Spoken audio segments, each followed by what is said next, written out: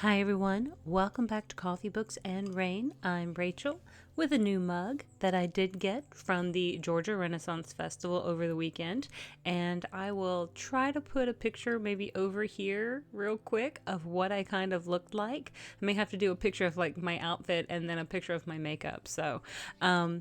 Anyway, I did not get at the Ren Fair did not take a full picture of myself, but hopefully these will kind of give you an idea of what I was looking like. But we are diving into the book today, A Fellowship of Bakers and Magic. Sorry, I'm looking at the cover and Bakers and Magic is just real big. But this is number one of the Adenashire series, and honestly, it's really cute. I would say if you are a fan of Legends and Lattes or Can't Spell Tea Without Treason, I think it's Leaves and Tomes and Leaf series. Anyway, another really cute, cozy sort of fantasy. Then you might possibly like this one. Now, this one is not. This does not have any queer representation, at least for the main characters. However, I do suspect some of the side characters may have some good diversity as well. But let's dive into the summary and we'll go from there. A human, a dwarf, and an elf walk into a bake-off in the heart of Adenashire, and that's how I was pronouncing it as I was reading it, so I hope that's somewhere along the correct pronunciation, Adenashire, where elvish enchantments and dwarven delight rule. Arletta Starstone, starting to get a little tongue-tied, a human confectionist, works twice as hard perfecting her unique blend of baking and apothecary herbs. So, when an orc neighbor secretly enters her creations into the prestigious elven baking battle, Arleta faces a dilemma. Being magicless, her participation in the competition could draw more scowls than smiles. And if Arleta wants to prove her talent and establish her culinary reputation, this human will need more than just her pastry craft to sweeten the odds. While competing, she sets off on a journey of mouth-watering pastries, self-discovery, heartwarming friendships, and romance, while questioning whether winning the baking battle is the true prize. Escape to delightful, cozy fantasy where every twist is a treat and every turn a step closer to home. Now, this book it says it was first published November 13th of 2023.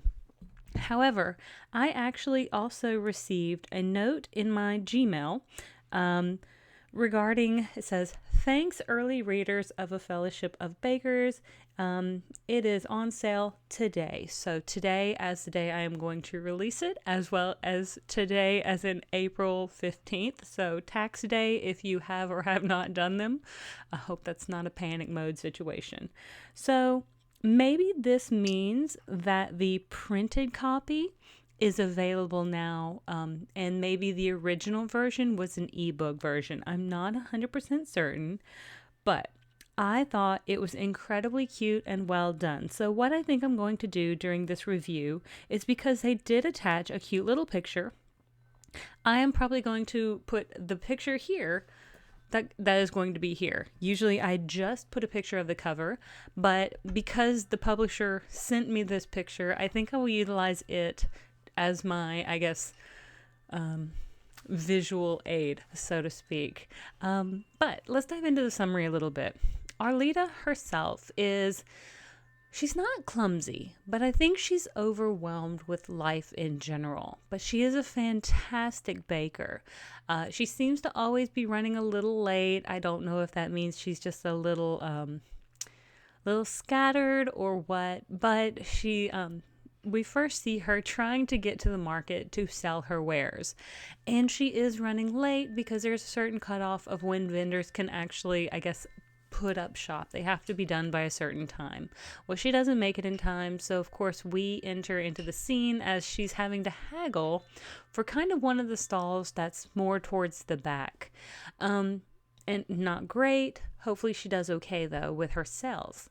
And I guess this is our primary method of making money of any kind. She's a good baker. And in fact, she's a great baker because she doesn't utilize magic in her bakes. She doesn't have any. She's just a human, magicless, and human. Whereas many of the other bakers, I guess, in her village, do utilize some magical skill in order to make their creations sparkle or pop or be magical. But hers are magical more or less innately because of the love and care that she really puts into her recipes. And she's very good with that sort of like level of attention to flavors and profiles. So one of the things I noticed pretty quickly is once we get to the competition of this being an elven baking battle, it seems to roll forward the way the Great British Baking Show does, and I am not I am not even remotely mad about that. And that is one of my creature comforts, is when I want something that is low stakes but fun. I love watching the Great British Baking Show. I think there's a lot of people who do. And this book was like reading a fantasy version of the Great British Baking Show. It is very cute. She makes friends pretty quickly. And, okay, one of the friends especially kind of starts off hit or miss. And we do kind of have a little bit of tension with some other characters as well. Now, I will kind of keep this surface level because I don't want to spoil it, but she doesn't apply to this bake-off thing. I wanted to say baking show, but it's not a show, even though in the book it does seem to be somehow cast or watched by an audience. But her neighbors. So after her parents passed away, and I don't think that's a spoiler, I think you'll learn that pretty quickly if you pick up the book. Some of her neighbors are orcs, and they are an absolutely lovely couple who seem to really care for Arleta. And even though they walk her home from the market, or they offer to have her come over for dinner, she's a little more, I don't know, independent or standoffish in a lot of ways, which, in my personal thought, I don't know. I think she's already kind of been jaded by the loss of her parents, maybe a little trauma from that. So she has a hard time kind of bonding with other people. And it's like she wants to, but she doesn't want to get too close, sort of thing. So you can certainly tell there's a level of trauma and growth that she needs to go through in order to kind of open herself to other people. Well, one of them more or less applies for her for the competition. And so one day, this elf named Theo walks into the village, and he's looking for Arleta Starstone. And so she's like, yeah, okay, that's me. But she's on her way to the market yet again. So he kind of helps her kind of get to the market, and he's able to talk to kind of the market manager and get her a really good spot. And he makes her board, like her little sell board, and he puts the prices on there that he feels like her food is worth. By the middle of the day, by midday, all of her stuff is sold out. Like, she has really done super well. And they had made a bet on their little walk over that if she sold out by midday, that she would have to participate in the baking battle. Well, now she's really kind of stuck in a hard place because she doesn't want to do the baking battle. She doesn't think she's good enough. She doesn't think she's worthy. She's going through all these thoughts in her head. But Theo, even though he's just met her, he is convinced that she needs to do this. He had eaten some of her wares throughout the day, and he loved them. He thought they were absolutely divine, and even without a magical ability, her baking was better than more other magical beings bakers or bakeries than anything he pretty much ever had before. So off they go to the baking competition, and of course, I mean, I don't think I have to tell you, if I told you this is a cozy fantasy romance with food, that hint hint nudge nudge, Theo may just be a love interest. So I'm just kind of putting that out there. Again, I don't think it's going to be a surprise. I don't think it's going to be spoiler either. But how we maybe get around to kind of culmination of events, maybe that's a little bit more spoilerish, and I'll try to stay away from some of that. But he does seem kind of like he falls for her first, and she is again very guarded, as she has been with most other people. So then she gets to the baking competition, and she's in this whole new environment, and the very first bake she does is a lemon bar. Well, then one of the things that she usually does is add cardamom into the crust. Well, somebody else grabs the cardamom kind of as she's grabbing the cardamom, so she just lets it go. She doesn't utilize this special ingredient that she tends to use that makes it a little more special.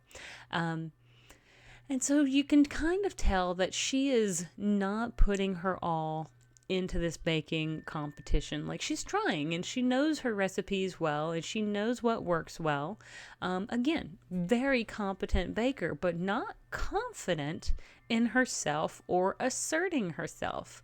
So we really kind of watch as she relegates herself to the sidelines a lot of time, even when other people are encouraging her to stand out or, that sort of thing. There's a couple of really fantastical, and I would say friend characters that are adorable. So I really like them. They are phenomenal. And I was just trying to think, anyway, so these friends, they are in the baking competition as well. I won't give you too much about them because I'm going to let you read it for yourself. It is just very cute. It is cozy fantasy. It is feel good. It's not perfect. And in fact, for me, it was a little bit short, maybe a little bit predictable. But honestly, I'm kind of excited to see where this baking show, channel, whatever goes. If this is number 1, then I'm excited to see where we go in other installments from this series. Because again, it really does, for me, feel like I'm reading something that lives in the realm of like Legends and Lattes. I've got Legends and Lattes and Bookshops and Bone Dust right here. I have a request for, I think it's Brigands and Bread Knives, which is the next book from Travis Baldree. But this feels like a great book to read while you're waiting for that. It is not long. It doesn't take you hardly any time to fly your way through this book. I want to say my ebook copy was somewhere around 220-ish pages. So, you can finish it very, very quickly. I'm just trying to think. If I were giving it some critiques, maybe character development for the other races, like the dwarves and the elves and things of that nature. I would love more information on them, a little bit less falling into a stereotype, and a little bit more depth into those characters. That could be a good idea, because I do feel like the writer kind of pigeonholed those races, like all of the races, humans included, into kind of the standard stereotype of, okay, this is the human, they're non-magical, oh, they're the lower on the totem pole, oh, these are dwarves, oh, they're supposed to be mining, oh, these are elves, of course they're going to be the best. And that was just kind of the general thought and theming in the book, although we do have Theo, who is a really, really lovely, very Prince Charming-esque type character. Like, maybe I would have liked to see a few more flaws in Theo, just simply so he felt more human. Now he is an elf, so, I mean, but still, I don't think elves have to be perfect either. I will say this book does one thing that I also love, and that is it includes recipes at the end of the book. So some of the food that she makes, I think there's like a cherry scone There's a lemon bar, and I want to say there is a brown butter cookie. It might be a brown butter sea salt, like chocolate chip cookie. Sounds divine. And I do love a great chocolate chip cookie. In fact, my favorite cake is cookie cake from American Cookie Company, just by the way. But her recipes at the end of the book sounded amazing, and I love when a book does that. If it talks about baking, if it talks about cooking, and then there are recipes at the end, it just makes me feel like more attention and care has been added into that book to really help you connect with it more. You can eat the same foods they are eating while you're reading it. I like, that's one of the reasons I love Legends and Lattes, even though I don't think there's any recipes for coffee. I used to work at a coffee shop, so I don't really need them, but I do find that I love reading books and drinking coffee, and that tends to be what I'm doing. So now I just drink coffee and talk about books as well. But I think I'm going to leave it there. Again, I am excited to see where this series goes, and I hope another one doesn't take too long to come out. Now, I do see that the first edition of this book came out in 2023. So what I'm going to do real quick before we sign off is going to go to the author's name in Goodreads. I'm going to click their name, J. Pinner, by the way, The Fellowship of Bakers and Magic by J. Pinner. And it does look like a Fellowship of Librarians and Dragons, Adenashire number 2. I don't know when it comes out, but I want to read it. There is a Fellowship of Games and Fables, Adenashire number 3, and a Fellowship of Curses and Cats, number 4. So let's just see real quick, because apparently there are 4 total books. Very excited. This one is the second book. Adenashire number 2, A Fellowship of Librarians and Dragons, comes out June 3rd of 2025. So, it looks like the original was first published in June of 24, so last year. Again, I don't know if that was just an ebook or what, but I'm going to go find it, and I am going to read it, and it looks very cute, and I can't wait to see who becomes our main characters next. But I want to thank you guys so much for tuning in, for liking and subscribing, and if you haven't already, I certainly hope you will. And thank you guys so much. I will see you all on the next page. Have a great one. Bye.